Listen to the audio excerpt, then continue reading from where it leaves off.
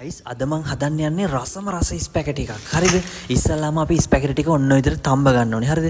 ඊට පස්සේ අපි තක්කාලි, සුදු ලූණු, අමමිරිස්, කැරට් කෑල්ලුත් පොඩ්ඩක් දාගෙන තියෙනවා නම් ඒ ටික හොඳට ෆ්‍රයි කරගෙන අපි ඒකට සෝයා සෝස්, තක්කාලි සෝස්, ලුණු දාලා මිරිස් චුට්ටකුත් දාලා අපි ඔන්න ඔය විදිහට බැටර් එකක් හදා ගන්න ඕනේ. හරිද? ඊට පස්සේ අපි සොසේජස් ටිකක් කරගෙන ඔන්න ඔය විදිහට තලා ගන්න ඕනේ. උඹලා බ්ලෙන්ඩර් කරන්න එහෙම යන්න එපා. බ්ලෙන්ඩර් කරාම පේස්ට් එකක් වෙන්නේ මං කියන විදිහට කරාලා. ඔන්න ඔය විදිහට මේ ඒ ටික තලා ගන්න ඕනේ. ඊට පස්සේ ඔලිව් ඔයිල් ටිකක් හොයාගෙන ඉන්න උඹලා කොහෙන් හරි. හරිද? ඊට පස්සේ අපි ඒකට සුදු ලුණු දාලා ඒ ටික ෆ්‍රයි වුණාම අර තලාගත්ත සොසේජස් ටික දාලා ටිකක් වෙලා බැදහල්ලා. මොකද ඕක බැදලා නෙමෙයිනේ ගත්තේ. හරිද? ඊට පස්සේ අපි ඕකට ලුණු, ගම්මිරිස් ටිකක් දාලා ෆ්‍රයි කරලා ඊට පස්සේ මිරිස් පොඩි චුට්ටකුත් දාන්න. හරිද? දාලා ওই ටික චුට්ටක් ෆ්‍රයි වෙගෙන එනකොට අර අපි හදාගත්ත පේස්ට් එක දාගන්න. හරිද?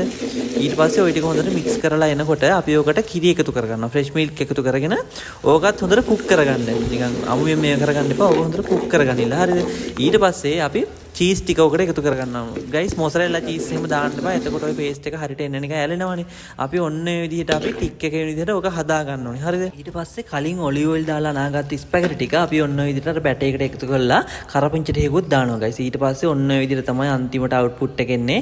ගයිස් ඉස්සරහට මම ගොඩාක් කෑම වීඩියෝස් දානවා. ඒවා මගේ YouTube channel එකට දාන්නේ. පුළුවන් නම් උඹලා subscribe කරහල්ලා. කෑම ගොඩක් හදනවා. මොකද මට ඒකේ උඹලට A to Z හොඳට බැනලා කියා දුන්නේ නැහැ. මම මේ රසට රෙස්ටොරන්ට් එකකින්වත් කාලා නැහැ ගයිස්. ඇත්තටම අවංකව මම කියන්නේ ඒ තරම් මේක රසයි. මේවා මේ වීඩියෝ දාන්න උනට හදන කෑම නෙමෙයි. ගෙදර මිනිස්සුන්ට කණ්ඩ හදන කෑම. මේවා කෑවට බය වෙන්න එපා. උඹලා කාහල්ලා බඩේ යන්නේ නැහැ, මැරෙන්නේ නැහැ. උඹලා මගෙන් දෙයක් ඉගෙන ගත්තා නම් ඇත්තටම මට ඒ ගැන සතුටුයි. එහෙනම් මම යනවා.